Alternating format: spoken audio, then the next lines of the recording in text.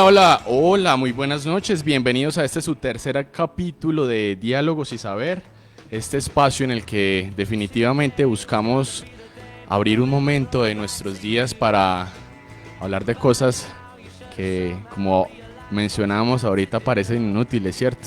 La filosofía, el arte, la música, definitivamente son ciencias inútiles en esta sociedad del consumo y de la producción. Definitivamente son ciencias inútiles que no buscan que tengamos mentalidad de tiburones, que no busca que seamos personas adineradas, millonarias, que tengamos gran reconocimiento o que por el contrario nos podamos adaptar a estos cánones de belleza y de éxito que cada vez se tornan más hegemónicos en la sociedad de hoy. Hoy tenemos un tema que me encanta porque además creo que todos los que estamos aquí hemos sido músicos o nos hemos acercado a la música siempre de alguna manera. Y el tema de hoy es este, precisamente la música. Esa música que transforma, que nos cambia, que a veces se vuelve tan cotidiana que simplemente eh, la ponemos de fondo, ¿cierto? Como precisamente la tenemos en este momento. Y yo quiero empezar con la pregunta precisamente que vengo trabajando y es, ¿será que la música es inútil o para qué sirve la música en un primer momento, chicos? Voy a empezar. Yo creo que la música obedece a varios fines. Yo hace poco empecé mi práctica profesional con los muchachos de décimo y once de un colegio. Y el proyecto que hice o el proyecto que estoy desarrollando es percepción y sensibilización de la música, ¿cierto? Cómo escuchamos la música. Y en este proceso nos hemos dado cuenta, hemos descubierto los muchachos y yo, que la música obedece a varias cosas. Entonces es inútil en sentido de qué, ¿cierto? Porque la música es un instrumento religioso, es un instrumento político, es un instrumento para elevar el espíritu, dependiendo pues como del punto de la tierra en el que nosotros estemos ubicados, la música obedece a distintas cosas, me parece a mí, ¿cierto? Es como lo que yo he estado descubriendo. En muchos momentos la hemos utilizado como un instrumento de la revolución, en muchos instrumentos la hemos utilizado como un instrumento divino, un instrumento de adoración, en otros simplemente nos hemos identificado en el sentido de las emociones que queramos estar dando a conocer, con las que nos identifiquemos. Entonces, pues yo creo que en la sociedad o en el occidente, en el tercer mundo, podrá no ser muy útil en el sentido económico, ¿cierto? Nosotros sabemos que no nos vamos a hacer millonarios haciendo música, pero yo creo que hay unas necesidades espirituales que la mayoría de los músicos alimentamos cuando somos intérpretes o los que son compositores cuando componen en lo que sea que quieran expresar. Vale. Bueno, bueno, primero, hola a todos los que nos escuchan. Gracias, Juli, por la invitación tan especial siempre a tener este tipo de conversaciones. Yo creo que, bueno, no solo la música, el arte en realidad, que reúne pues múltiples disciplinas o múltiples acciones más bien. Em, yo pienso que en la palabra inútil, así como todo creo yo, será siempre relativo en cuanto a la perspectiva de la que se mire, ¿cierto? Y era, digamos, como lo que Marce nos decía ahorita. Cuando nosotros le ponemos un para qué a algo, es decir, necesitamos que eso nos responda a algo, sea, digamos, como una necesidad física, espiritual o lo que sea. Eh, pues eso digamos que ya en sí mismo es una labor, ¿no? Una labor que hace el arte o que hace, digamos, como la música con respecto a esas respuestas que buscamos, ¿cierto? Alguna vez en un ensayo muy bonito eh, que escribió William Ospina acerca de la lectura, ¿cierto? Decía que la lectura placer sin fin, hablaba también de muchas artes y hablaba también del tema de la música y decía, ojalá uno no escuchara música para algo, o no interpretara para algo puntualmente, o no escribiera o no compusiera para algo puntualmente, sino por el simple hecho de lo que eso representa dentro de lo que nosotros somos como esencia, ¿cierto? Entonces, desde mi perspectiva, no es para nada inútil. Ya luego vamos a hablar por qué en el transcurso de la vida, digamos que la música puntualmente y el arte en general me ha salvado muchas veces. Entonces, no, para mí claramente no es inútil. Muchas gracias, Valen. Adi. Bueno, buenas noches a todos. Muchas gracias por la invitación. Pues aquí pensando lo que estas bellas damas estaban respondiendo, creo que voy a ser un poquito más técnico en algo acerca de la música. Cuando usted va a producir una canción, un tema, lo primero que usted se pregunta es hacia dónde va la canción que usted va a hacer. Ajá. Entonces, cuando yo estudio los géneros musicales, eh, tengo que tipificar esos géneros musicales. Entonces uno reconoce los géneros musicales a grandes rasgos, sabe que eso de tipificar, y más en este mundo tan fraccionado hoy, es muy complicado. Pero digamos que está la música folclórica, la que hace parte, la que hace la función de como darle el contexto cultural, la idiosincrasia a un lugar, a una región, a un tipo de gente. ¿Sí? La música folclórica, esa es una. La otra música es la que nosotros llamamos mal llamada la música clásica.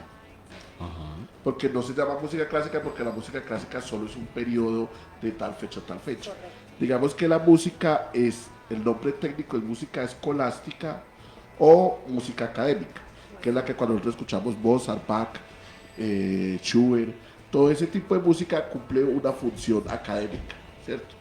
Pero, o artística, ¿sí? Porque es de contemplación. El arte en esa parte no es como la folclórica, no estoy diciendo que no lo cumpla, pero la folclórica más es como de identidad. Mientras que la académica es de contemplación. Usted se puede escuchar a los que les gusta, porque eso no es para todos. Usted se sienta a escuchar una obra de Mozart y yo he visto gente hasta que llora escuchando Mozart o escuchando a Bach. Y está otro tipo de música que es la música popular. Entonces la gente dice, usted cuando se le dice, que la música popular, ¿qué es? Entonces ahí mismo empieza en aguardiente. No, la música popular es la que es del pueblo. O sea, por ejemplo, el rock es música popular. El jazz es música popular. ¿Sí me va a entender? Las baladas son músicas populares. Y que diferencian dependiendo en qué contexto.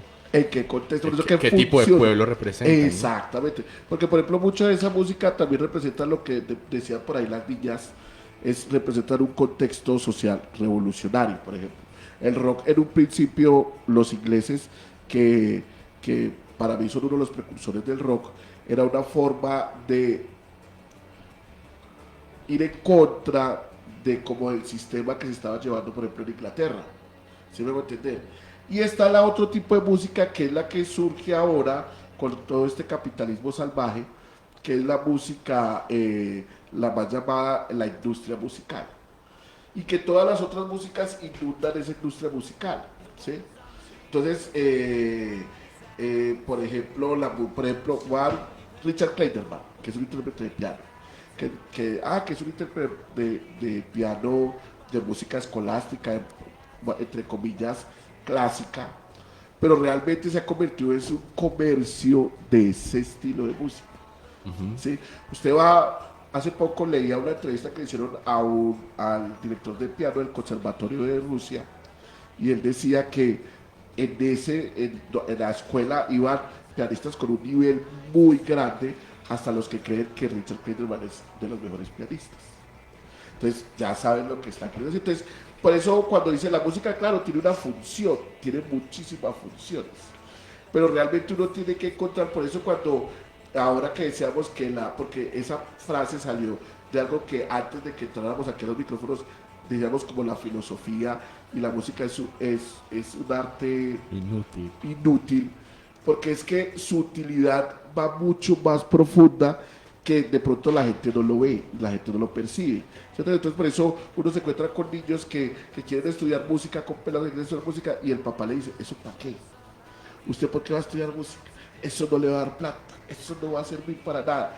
Y ahí es donde tú dices, entonces la música es para qué. Ahí es donde nosotros como seres humanos tenemos que encontrar una gama de tantas cosas que sirve la música, que es demasiado grande, pero hay gente que no lo encuentra, y pues lastimosamente es simplemente hacer música. Muchas gracias, Addison. Ahorita que ya acaban de escuchar a estos tres maravillosos intérpretes, músicos y grandes amigos, pues ahora sí se los presento. Tenemos a Valentina Molina, intérprete de cello, amiga, mejor amiga de toda la vida. Y bueno, una persona que definitivamente ha encontrado en el arte una forma de sensibilizarse ante el mundo. Creo que ahorita podemos hablar un poquito de eso, que me parece bien interesante. Tenemos a Addison David López, pianista de Timbila, una banda maravillosa que ahorita justamente vamos a escuchar.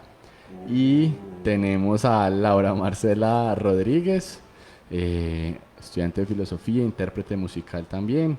Y bueno, digamos que dentro de este grupo de locos esperamos que podamos generar algunas apreciaciones que de alguna u otra forma nos permitan acercarnos un poco más a lo no productivo, que es lo que definitivamente queremos con este programa.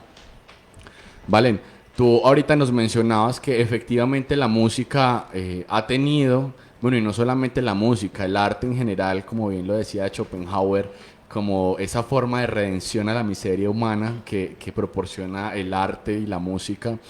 ¿Cómo la música ha influido en ti o cómo puede influir en la sociedad para salvar vidas, para transformar realidades? Bueno, sí, yo pienso que partamos de hablar del arte en general, ¿cierto? Digamos que tuve o he tenido la inmensa fortuna de tener mi contacto, digamos, como con el arte, con la pintura, con la escultura, con el dibujo, con la música, desde mi familia en Manizales. Y entonces, digamos que ahí nace como el contacto directo, pero también, digamos, como una conexión que yo siempre he llamado de siempre, ¿cierto? Como un tema innato en el que siempre, de alguna manera, desde muy chiquita, por influencia de mis padres también artistas, pues como tuve ese privilegio, pero también logré conectar, ¿cierto? Entonces, pues con este trastorno de déficit de atención tan complejo, entonces, bueno, venga, que pruebe un montón de cosas, porque no se puede estar quieta a ver cómo le va con las 200 cosas que empiece a probar, y resulta que muchas de esas me gustaron siempre. Yo empiezo desde muy chiquita, por decisión de mi padre, a estudiar violín. Pero resulta que muchos años después es el violonchelo el que me elige. Entonces yo decido parar de estudiar violín, meterme, digamos, como a estudiar el tema de la técnica vocal, el tema, digamos, de estar en el taller de ópera de la Universidad de Caldas, en la parte coral. Y quisiera, en ese momento de mi vida, estudiar saxofón porque amo el jazz con toda mi alma. Entonces dije, no me identifiqué mucho tanto con el violín. Entonces ahí empieza, digamos, como ese tema, e introduzco este contexto porque mis compañeros músicos e intérpretes seguramente de pronto así lo han visto también. Los instrumentos se vuelven parte de nosotros. Entonces, así como tú te identificas con un montón de cosas, te identificas o no, conectas o no con cierto tipo de instrumentos, y en este caso, siendo el violín una cosa maravillosa que admiro un montón y que me encanta, pues digamos que por mi personalidad yo siempre más amiga de los tonos graves. Entonces ahí después de un tiempo es cuando el violonchelo me elige, un día que veo a mi profesora tocar el solo de Dvorak, y entonces ahí ya me enamoro y bueno, en fin, amor a primera vista, y arranca pues digamos como mi estudio por el violonchelo. Pienso que el arte en múltiples momentos de la vida me ha salvado, siempre, no solamente la música. Yo no soy música, es decir, yo no elegí, digamos, como la profesión musical, yo elegí derecho como profesión. Entonces termina siendo como un tema de otro polo, en el que durante muchos años de mi vida decido disfrazarme de abogada, y siempre cuento esa historia, porque de hecho guardo por muchos años la música. Hasta que un día, siendo obviamente muy infeliz, el arte otra vez se me presenta de frente, y ahí es cuando vuelvo a ser yo de nuevo. Entonces es muy lindo, digamos, como ese contexto, porque pienso que de esa manera la vida puede salvarse. Cuando uno tiene momentos de desconexión, es cuando claramente está desperdiciando algo bien importante que es el aquí y el ahora, ¿no? Entonces, eso sucede para mí, digamos, como en el tema de la vida y el arte. De alguna manera me conecta con lo que vine a hacer al mundo.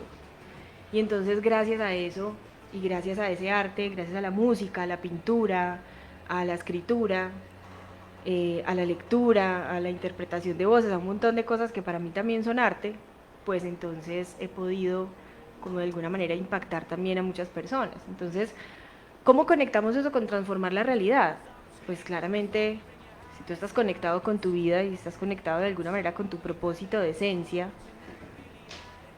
pues te queda fácil pararte en los zapatos del otro, porque de alguna manera tienes esa sensibilidad para hacerlo.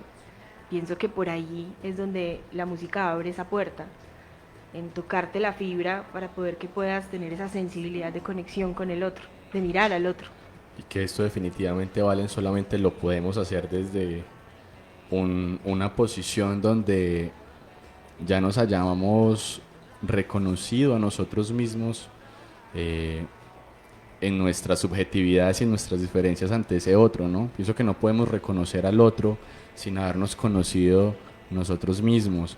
Y esto precisamente me evoca a esta gran y compleja, digamos, trama de la construcción de identidad que tenemos como seres humanos.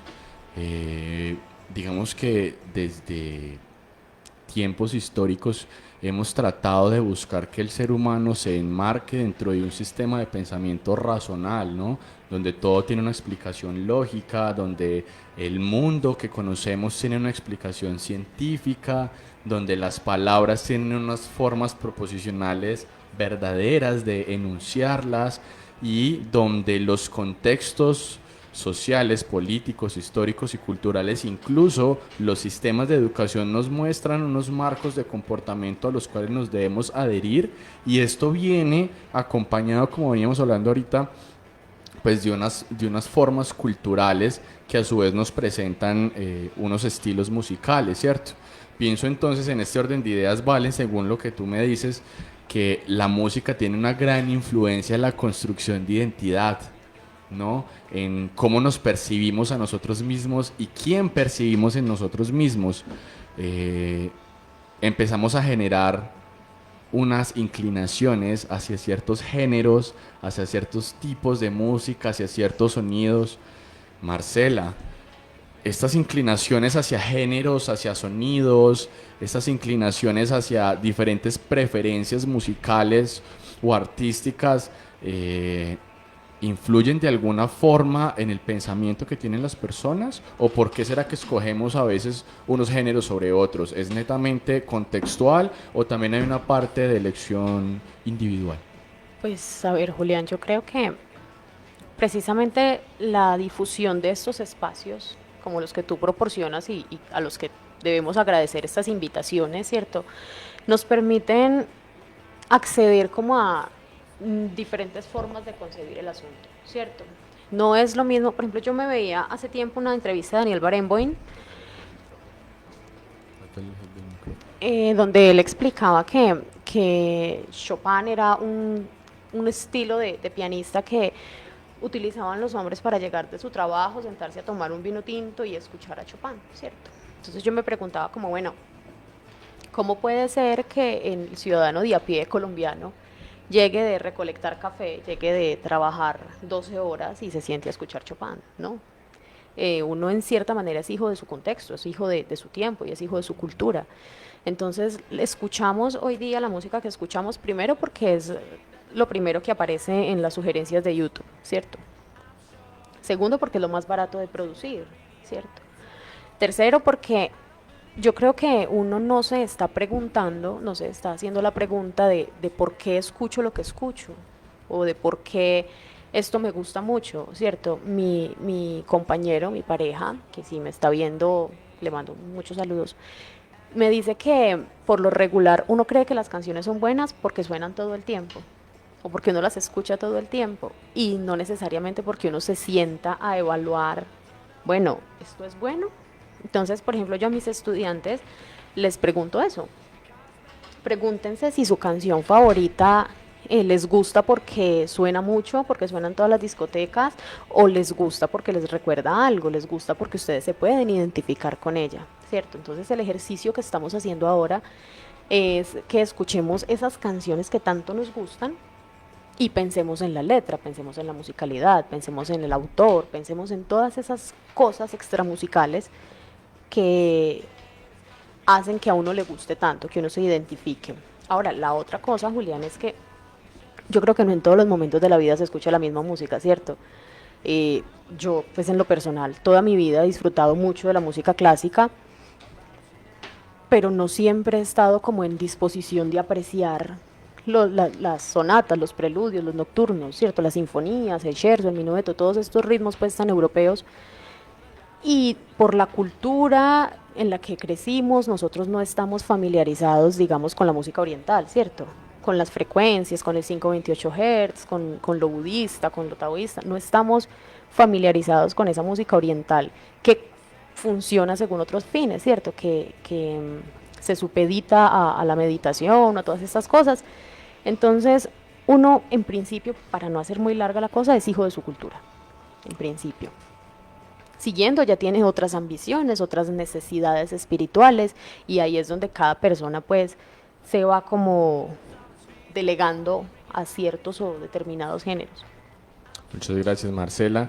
Ahorita antes de entrar con el resto de la intervención, vamos a escuchar esta canción maravillosa de nuestro amigo Addison y su agrupación Timbila. Mucho más que eso. Antes de la canción, ¿por qué se llama así? ¿Qué es ese nombre? Un nombre tan particular. Maravilloso, maravilloso. Que no lo diga, por favor. Bueno, mucho más que eso, les voy a contar el contexto. Mucho más que eso, es de algún momento estuve como con una relación ahí toda extraña. Y entonces, es que esa persona me decía, es que es mucho más que eso, mucho más que eso. Mucho más Es que es eso. mucho más que eso. Entonces, cuando... Para no definirla tradicionalmente. O Para sea, no- hay como una excusa barata, ¿o qué? No, entonces no. Resulta que cuando me libero de todas esas cosas, una de las formas de, por eso el arte cumple esa función. Por ejemplo, yo le decía, si usted quiere, si usted tiene algo de violencia en su ser, siéntese a escribir y mate a todas las personas que quiera ahí en el libro. Ajá. Y ya, ahí mato todo Liberó eso. tensión. Exactamente. Entonces, lo que hice fue sentarme y escribir ese tema. Y le coloqué mucho más que eso. Mucho más que eso. Ese texto al final tiene lo que en literatura llaman los intertextos, que es por ejemplo cuando un escritor Llama. coloca de otros autores o del mismo cosas de otros libros. Resulta que al final van a escuchar que el tema como que hay un pedazo como que se fue, porque algún momento yo le escribí una obra a mi hija que se llama Sonata para Sofía. Y al final el cierra con ese tema, Ok. aludiendo que el mucho más que eso es el amor de un hijo. Oh, brutal. Entonces ese es más como el cierre de ese tema. Listo, Addison, muchas gracias. Y entonces vamos con Timbila. Bueno, volvimos. Y aquí teníamos un tema pendiente y es que si precisamente las personas, incluso más los jóvenes, estamos escogiendo lo que escuchamos o lo que deseamos de acuerdo a sus contextos que nos rodean. Digamos, ¿qué relación tiene la música que escogemos con la forma en la que pensamos? ¿Si tiene alguna relación o será que es completamente indiferente, Laura? Yo creo que todo depende, como lo decíamos ahora, de las necesidades de cada persona y del tiempo en el que cada persona se encuentra. Los adolescentes, por ejemplo, están pues en la época de descubrirse, ¿cierto? De saber qué es lo que les gusta, de la rebeldía, y eso influye absolutamente en la música que escuchan. Yo creo que cuando un adolescente o una persona es más calmada, pues tiende a preferir unos géneros sobre otros, tiende a preferir una música más calmada. Y también depende enteramente, yo creo que depende de la época, ¿cierto? Cuando uno escucha, por ejemplo, yo en clase hacía la comparación de una canción que se llama Money, de ABBA, no sé si la conocen. con 7 Rings de Ariana Grande. Hablan básicamente de lo mismo, ¿cierto? Ava quiere un hombre con mucho dinero, porque pues, ser pobre es muy difícil, dice ella, y Ariana Grande habla de que quiere tener mucho dinero, y la diferencia es muy clara, ¿cierto? Para 1950, 1960, la mujer todavía estaba impedida para conseguir su propio dinero. En el pleno 2019-2020 ya se sabe que las mujeres pueden tener su propio dinero, ¿cierto? Es un simple ejemplo para que nos demos cuenta de que también la música es un eco del pensamiento de la sociedad. La música también relata o refleja un poco de lo que vivimos nosotros política y culturalmente. Entonces yo creo que cambia según, yo no sé si la música sea directamente o totalmente un reflejo de la sociedad, o la sociedad se vuelva un reflejo de la música que escuchamos, ¿cierto? Hay, por ejemplo, una creciente problemática de los embarazos adolescentes, y entonces podríamos preguntarnos si eso se debe a que toda la sociedad escuche reggaetón hoy día, ¿cierto? Si toda la sociedad esté viviendo esta liberación sexual que tiene el reggaetón y otros géneros, pero pues principalmente el reggaetón. O podríamos preguntárnoslo a la inversa, Si el ¿cierto? reggaetón es consecuencia de una Del- liberación social. Exactamente. Entonces, sea la una o sea la otra, está íntimamente relacionado, creo yo. Pienso que definitivamente podemos colegir que a través de los procesos históricos van evolucionando las características culturales de las sociedades específicas. De acuerdo a los contextos, las personas nos comportamos como deberíamos comportarnos en esa cultura específica. Y de acuerdo a ello, pues escuchamos una música determinada que obedece a las necesidades primordiales de la sociedad como instrumentos de comunicar lo que sucede, ¿cierto? De comunicar protestas, de comunicar insatisfacción, de comunicar deseos no cumplidos o suplidos, o de comunicar actos de liberación en estos casos. Y pienso que en todo momento estamos tomando ritmos y melodías que consideramos propios. Addison, esta historia de los ritmos que se han devenido específicamente para nosotros aquí en Colombia, ¿son ritmos propios? ¿Hemos sido influenciados por ritmos de otras partes? ¿Y cómo esa evolución de ritmos, digamos, han influido transversalmente en el desarrollo de la sociedad que tenemos al día de hoy? Bueno, cuando me hablas de ritmos, me hablas de géneros. Sí. Los géneros general. Bueno, en Colombia nosotros tenemos que entender que, por eso tenemos que como ser claros hacia qué contexto de géneros estamos hablando. Por ejemplo, si hablamos de folclore, nuestros géneros es una combinación de tres culturas. Cualquiera de nuestro folclore musical, y demosófico, coreógrafo, y todo el folclore en general, hasta el folclore literario, tiene que ver con esa esencia de esas tres. Nosotros tenemos un legado de los indígenas que estaban acá. Entonces, por ejemplo, nosotros podemos hablar tonadas, melodías, instrumentos como las flautas, que son de los indígenas. Pero también tenemos algo español, pero también tenemos mucho africano. Entonces, en lo folclore, en nuestras músicas, como idiosincrasia, que ojalá eso no se pierda, es eso. Ahora, en este mundo contemporáneo, sabe que lo que nos rige ya no es tanto nuestra identidad, que se está perdiendo. Por eso cuando ahora ustedes decían que la música, lo que pensamos, la pregunta es, yo creo que va más allá, ¿será que es que sí estamos pensando? Entonces, porque la música ahora que los muchachos o que la gente escucha, no es de fruto de un pensar, sino es un fruto de un capital. ¿Sí me voy a entender? Si nosotros vamos a ver esa música, la música textualmente no dice nada. La música melódicamente no dice nada. La música armónicamente no tiene nada. La música rítmicamente no tiene nada. Entonces usted se pregunta, ¿qué es lo que es? ¿Por qué escuchan a estos chicos? ¿O por qué la música de hoy es así?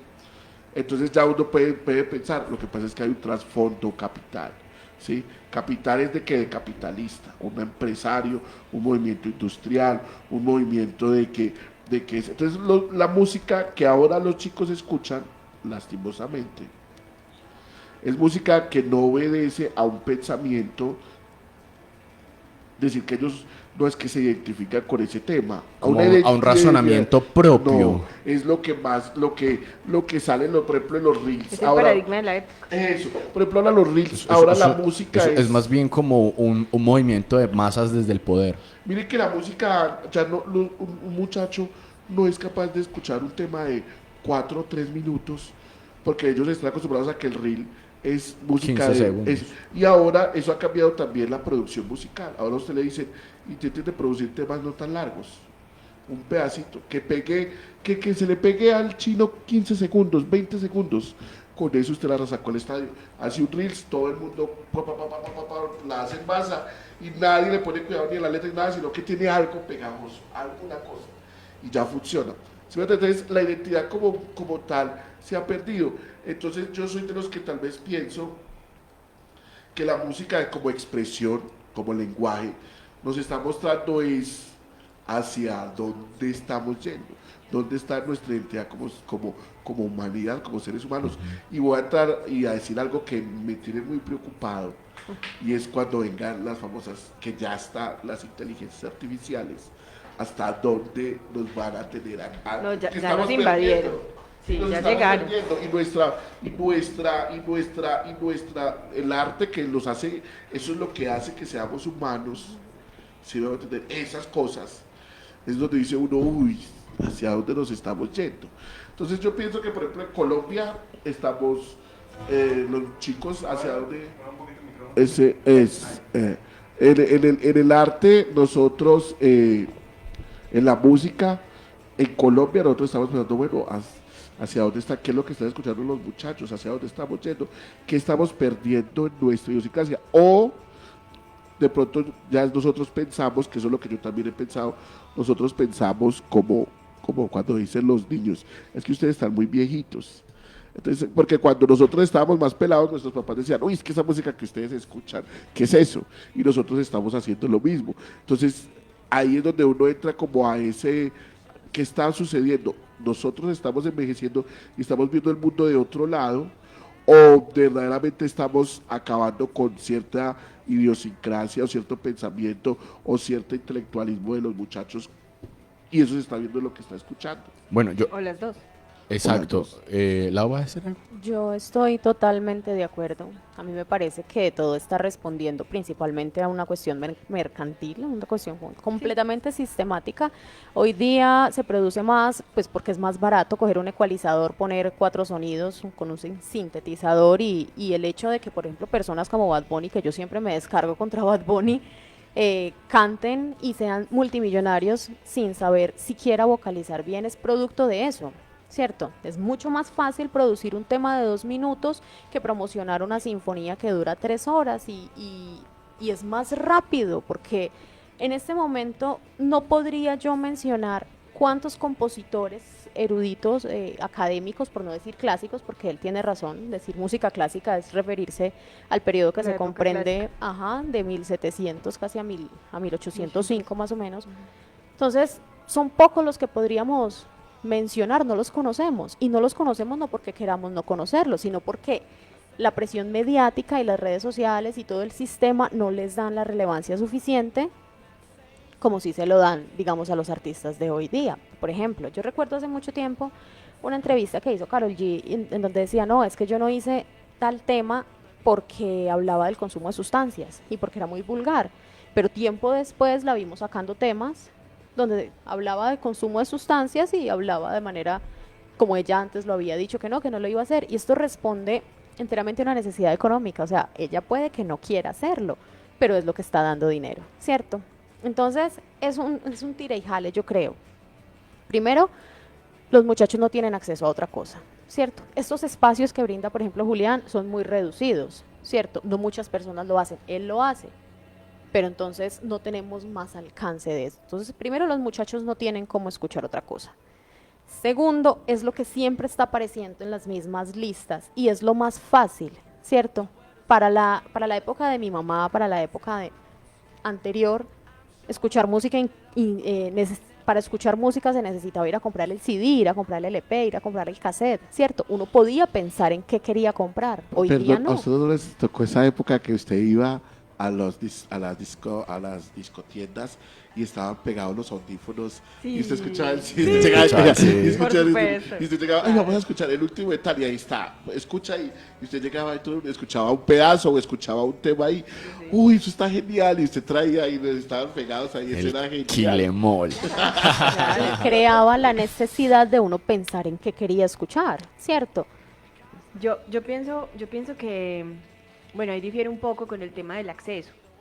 Yo pienso que es más bien lo que la sociedad de hoy, hablando de juventud o no, hace con ese acceso, porque claramente en este momento es muchísimo más fácil acceder a cualquier tipo de música, no solamente reggaetón. Sí, total. O sea, si yo quiero entrar a buscar una sinfonía, por ejemplo, la novena de Beethoven está, pero al segundo, Yo ¿sí? me acuerdo que en mi Entonces- época me iba al entonces- Banco de la República solo a escuchar. Uno llegaba y tenía su cosito y Sí. bajaba los discos y los ponía y escuchar solo. Claro. Porque no tenía. En la casa se compraban cositas, pero cositas pequeñas. Claro, ese es digamos como lo que pasa equiparable al tema del acceso a la información. Yo me acuerdo que a mí me tocó hacer tareas cuando estaba muy chiquita con la enciclopedia que tenían mis papás. Yo no tenía cómo buscar en Google un montón de información que ahorita ya está al alcance de la mano. Ahora, lo que venimos hablando desde el primer momento y es el propósito que tiene, en este caso, la música como arte o el arte en general, en esta época de la vida, y el propósito que quiere cumplir detrás de una función capitalista, ¿sí? Porque entonces ahora no es que sea solamente mucho más rápido y, entre comillas, más barato producir con inteligencia artificial, por ejemplo. Ahora es que el propósito es Generar llegar dinero. en masa porque el alcance es comercial. Entonces, cuando tú logras enganchar a una persona, como decía Adi, en los primeros 10 segundos, tu canción es un hit porque es que es supremamente comercial. Pero qué calidad musical, que es otra cosa distinta, tienen ese tipo de producciones ahora. Ahora vale, pienso que ahí hay una relación directa con el modelo de educación que tenemos. No estoy diciendo que tenemos que aprender a escuchar buena música, pero sí estoy diciendo que tenemos que promover el acceso a diferentes tipos de música en los niños para que empiecen a devenir sus propios gustos e intereses y con ello todas las rúbricas culturales que se devienen detrás de cada género. Porque es que escuchar un género no es solamente auditivo. Los griegos antiguos le daban una gran importancia a la música, a la formación, a la formación musical, y precisamente ellos mencionaban que la música que no exprese nada no es música sino ruido. Aristóteles muy puntualmente decía que la música son pasiones en movimiento. Entonces, de esa forma, pues digamos, empezamos a reconocer una parte de la humanidad que tenemos en el devenir musical, que no solamente son, digamos, una serie de notas y de métricas estrictas, sino que también es un movimiento constante de pasiones que de alguna u otra forma se transforman en sonido. Lo mismo que pasa con el arte, ¿no? Un arte sin emoción no es más que simplemente un color regado, o simplemente es simplemente una piedra tirada si no tiene emoción, ¿cierto? Si no tiene un sentido y un propósito por el cual fue hecho. Sí, pero es, perdóname, es tan relativo como para quién o qué le causa emoción, qué o qué cosa. Porque, ¿cómo podemos juzgar o cómo podemos catalogar de un arte sin emoción a un color regado que para otra persona sí resulta emocionante? Claro, ¿Sí? por quien lo hizo. O sea, es que siempre, yo creo que siempre el punto detonante es quién construye ese arte. En este caso, la música, si para quien construye la música a priori solamente tiene un interés en generar recursos económicos a través de su construcción, pues digamos que el resultado final de la música producida va a ser obedecer simplemente unas dinámicas hegemónicas de poder que permitan establecer unos, digamos, unos discursos donde la música que se escuche sea sencilla y fácil de interpretar para una población específica que además ya está manipulada y la pueda comprender de buena forma, y quien la está haciendo entra dentro de la misma dinámica y no está generando ningún tipo de ejercicio pasional o emocional en su creación. Lo que pasa es que, mira, yo en eso va a mi lado, ¿cómo se dice? Místico acerca de la música. Porque para mí la música en sí termina siendo lo que nosotros llamamos música: negras, blancas, corcheas, semicorcheas, acordes, armonía, melodías. Es una forma humana de tal vez entender algo que no es humano. No sé si la música lo podemos meter dentro del mundo de las ideas de Platón, allá en el hiperuranio. El Topus Uranus. Pero que nosotros, para entenderlo, para hacer una sombra de eso, le colocamos negras, blancas, corcheas y lo entendemos de esa forma. Para mí la música, por eso, es esa parte idealista del mundo. Para mí la música es algo más que lo que escuchamos. Lo que escuchamos simplemente es una sombra de lo que es realmente la música, ¿sí? Por eso es algo que muchas veces, por eso yo soy uno de los que yo pienso que la música a ti te escoge. Por ejemplo, cuando dice, a mí me escogió, algo me gustó mucho cuando ella dice, el cielo me llamó. Es una forma como yo pienso. Si la música a mí, yo soy muy místico en ese sentido. Por eso cuando yo me voy a tocar piano de una u otra forma, es como en ese momento le doy permiso al piano, venga, déjeme, esto hagámoslo usted y yo. Yo sé que soy muy incapaz porque soy humano, pero intentemos de hacerlo los dos. Es como algo que hablamos antes de 1, 2, 3, cuando usted fue al concierto, a segundos antes, eso es lo que pasa por mi mente y yo toco todas las teclas y hago como eso de que, bueno, soy humano, no lo voy a hacer muy bien, pero intentemos de hacer lo que ellos entiendan eso. Entonces, ¿hasta dónde el arte? Porque ahora usted hablaba de algo que depende del autor. Entonces, ¿hasta dónde el arte depende del autor o hasta dónde el arte es pura interpretación? Exactamente, porque si eso vamos, hace poco por allá en Europa vendieron un banano pegado en una cinta. ¿Y cuánto costó? Un poco de dólares. El man que lo compró se lo comió. Se lo comió. Y solamente como un acto de protesta. Y valía un poco de dólares simplemente porque fue de una persona. Y por ahí también leí en Europa que pasó que una señora estaba haciendo el aseo el aseo de los museos, los hacen tarde, pues para que al otro día esté listo, y ella vio que en un cuarto había pura basura y cogió todo y lo botó. Y resulta que al otro día se metió en un problema porque era un performance de un señor de mucha plata y botó a la basura. Entonces la señora dijo, pues es que yo vi eso y yo dije, se hicieron tremenda farra, hicieron una fiesta y me dejaron toda la basura ahí y yo me la llevé. ¿Sí me va a entender? Entonces, ¿hasta dónde? Y aquí empezamos. Pero mira ahí la pregunta, o sea, ¿hasta dónde realmente tenemos que formarnos para aprender a escuchar o a entender el arte? O sea, ahí hay una gran dicotomía, porque, por ejemplo, con la música escolástica, y es que los jóvenes no la escuchan porque, hombre, no la entienden. O sea, son una cantidad de sonidos que se les hacen complejos. Es como si yo pongo a un niño de séptimo de bachillerato, de quinto de primaria, a leer la crítica de La Razón Pura, va a decir, gas esto. O sea, ¿qué es esto? Este man ni siquiera pone tildes, ni siquiera pone comas. ¿Cómo van a leer un solo texto de 2 páginas? O sea, pero yo le voy a decir una cosa, Ulises Joy, intentando de leer a Ulises Joy. Entonces, pero mire que, por ejemplo, mire que yo le voy a decir una cosa, y aquí quiero hablar algo que decía, vi una entrevista que le hicieron a Carl Sagan una vez, y él decía, yo no sé, Carl Sagan es de mis favoritos, y él decía, yo no sé qué es lo que sucede con los niños de la escuela cuando llegan al bachillerato. O sea, obviamente estoy haciendo la conversión aquí a Colombia. Se meten, los niños de jardín, los niños pequeñitos, todo lo quieren preguntar. todo lo quieren saber, por qué el pasto es verde, por qué es azul, llegan con esas ansias de investigar, de saber, de conocer, pero cuando llegan allá sexto, séptimo, octavo, noveno, se pierde eso.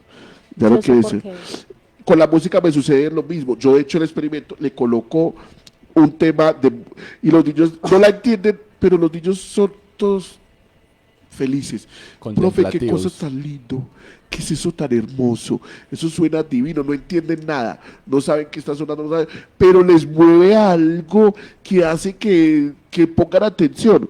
Pero cuando están más grandes, usted le coloca eso, ya usted los ve con el celular hablando o los ve distraídos, no son capaces de sostener una concentración, de verse más de 5 o 10 segundos una gente tocando violín. No, eso tan maluco, eso me dan ganas de dormir. Pues yo creo que eso se debe a muchas cosas y yo pienso que un filósofo es un niño que lo logró, porque no hay mejor filósofo que un niño. Los niños todos se lo preguntan y el hecho de que dejen de preguntárselo y de que lleguen a la adolescencia siendo apáticos es porque de muchas maneras el sistema educativo trata de aplacarles ese tipo de curiosidades, de preguntas. Yo creo que pues yo culpo el sistema educativo tan tradicional que hace que los niños se vuelvan apáticos a muchas cosas. Por ejemplo, lo que tú decías, no entienden la música, pero los inspira.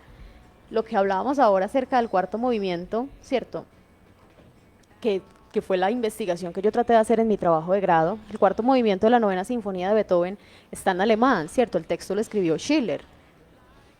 Y se convirtió patrimonio de la humanidad no porque todo el mundo entendiera la letra, es porque la música, Ese es el himno de las Naciones Unidas, de la europea. imagínate, se convirtió La Unión Europea. La Unión en Europea. patrimonio de la humanidad no porque todos entendiéramos la letra, sino porque la música de esa letra, ese cuarto movimiento, nos llegó a todos con el mismo sentimiento que era la unión, la hermandad, y eso era pues lo que buscaba Beethoven en ese momento. Entonces uno puede no entender la música, pero que le llegue de alguna manera el mensaje del compositor, ¿cierto? Por ejemplo, en la obertura de 1812 de Tchaikovsky, él trata de relatar lo que se vivió en la guerra. Exacto. Entonces trata de relatar, como de evocar los cañones que caían en el momento en el que él vivió la guerra, y a todos nos llega eso aún sin saber qué será el propósito de Tchaikovsky, ¿cierto? Parte de que los muchachos o pues, la mayoría de la cultura hoy día no entiendan la música es porque la música que se está produciendo no está hecha para ser entendida, está hecha para que se distraiga uno con ella, ¿cierto?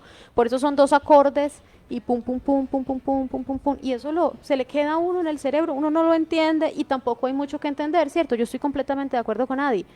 No es hecha para ser entendida, no musicalmente no dice nada, la letra no dice nada, el ritmo no dice nada, ¿cierto? Porque en últimas no es música, es simplemente ruido y lo está entreteniendo a uno y suena en las discotecas y entonces se genera como cierto ambiente como de placebo para el cerebro, pero no es música hecha para ser entendida. Yo estoy completamente de acuerdo con la postura de Adi. No dice nada. Yo creo que el hecho de que tal vez no sea el propósito de que sea entendida no quiere, digamos, como decir que no sea música. Creo que hay dos aspectos probablemente muy distintos. Pero Y ¿qué es volvemos- música? Claro, exactamente, entonces allá vamos. Digamos que dentro de esa definición de música está como esos sonidos que están, digamos, como compuestos en un tiempo específico que hacen que el ser humano pueda producirla. Pero entonces vamos hacia lo que está sintiendo el otro. Porque si tú tienes un propósito, por ejemplo, lo que hizo Karl Orff con Carmina Burana, ¿cierto? Lo que sentimos todos cuando escuchamos a Carmina Burana en cualquier momento, que es un tema de una emoción que lo decías con Tchaikovsky, y bueno, con un montón de sinfonías nos podemos acá quedar un montón de tiempo.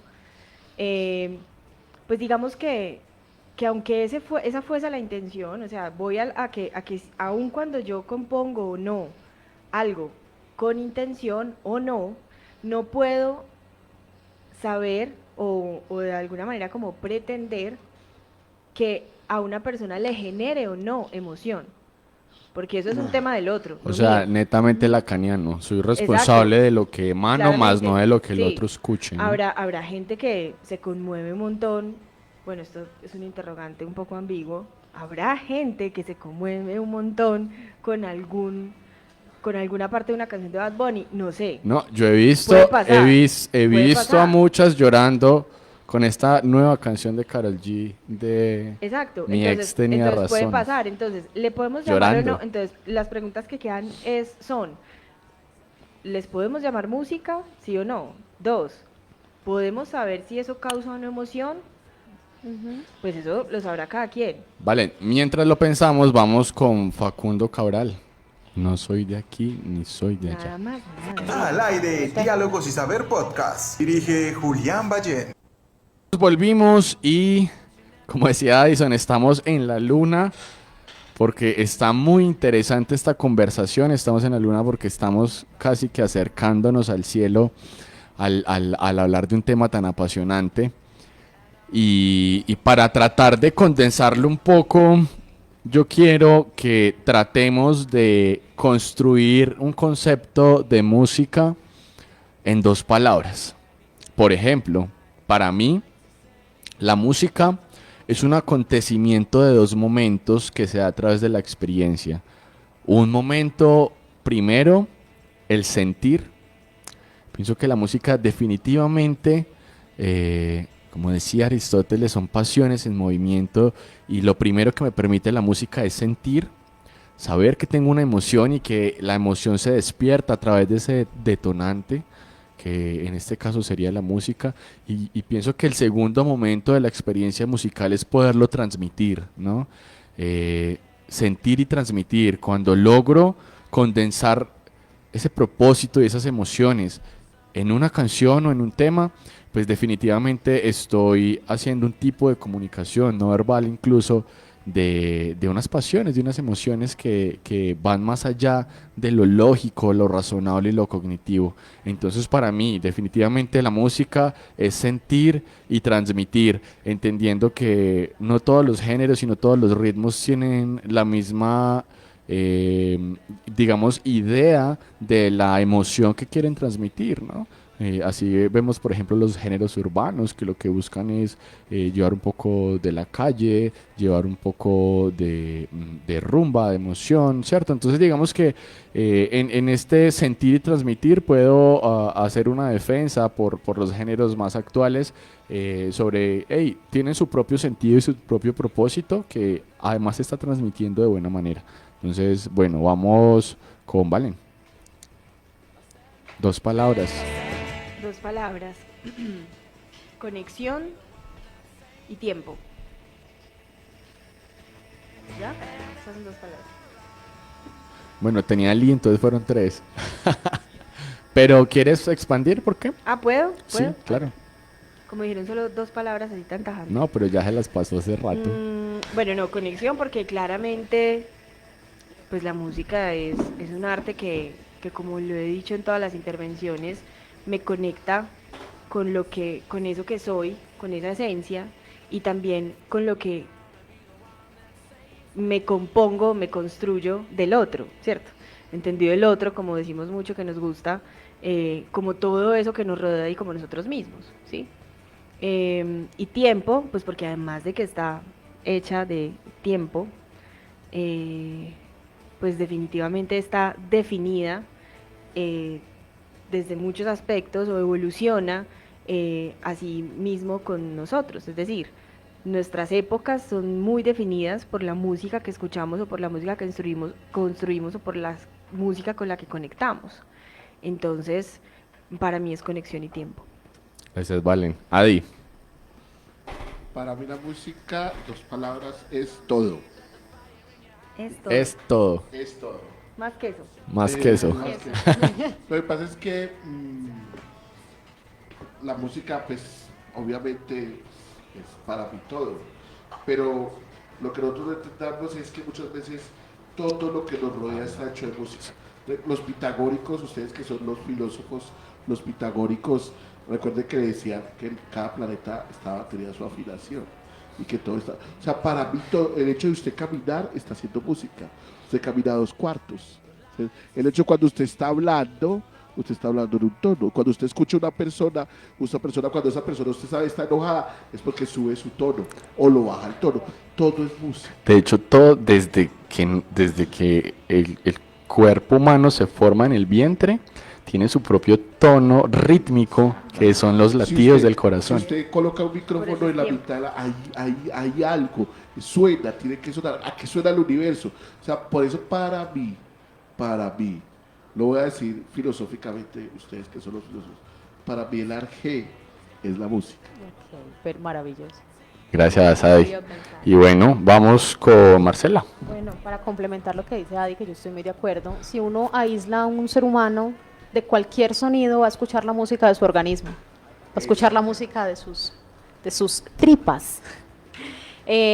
Para mí, yo creo que la música es dos cosas, es el espíritu y es el absoluto, y ahí me vuelvo muy, muy hegeliana. Y lo creo porque yo creo que responde a una necesidad espiritual de cada momento de la vida humana. Por ejemplo, cuando yo soy intérprete, cuando yo soy músico, interpreto música colombiana, interpreto bambucos, pasillos, pero cuando tengo necesidades intelectuales y espirituales, escucho música académica, música erudita, o mal llamada música clásica. Cuando estoy con mi pareja, entonces escuchamos boleros, ¿cierto? Escuchamos baladas porque estamos enamorados y nos queremos identificar con algo. Entonces, para mí es el absoluto y es el espíritu, porque responde a necesidades enteramente espirituales y cada uno vamos buscando lo que nos apacigüe más a nuestro propio espíritu. Y es una necesidad, yo creo que es una necesidad humana, pues en mi opinión es mi necesidad humana. Para ustedes, ¿qué es la música? Cuéntenos ahí abajo. Y bueno, chicos, con esto cerramos este programa de hoy. Espero que para todos haya sido, como siempre, un espacio agradable. Nosotros lo hacemos con mucho cariño. Muchas gracias a Pipe, nuestro control master, productor y locutor, por darla siempre toda ahí. Y bueno, muchas gracias a todos. Chaito, que estén bien. Allá también. Gracias por escucharnos. Chao. Chao. Diálogos y Saber es un espacio de apropiación social de conocimiento. Tiene un propósito de llevar el saber que se encuentra en la academia a los hogares por medio de charlas en temas comunes, en los que se tocarán temas de filosofía, sociología, ciencia, religión, historia, psicología y mucho más.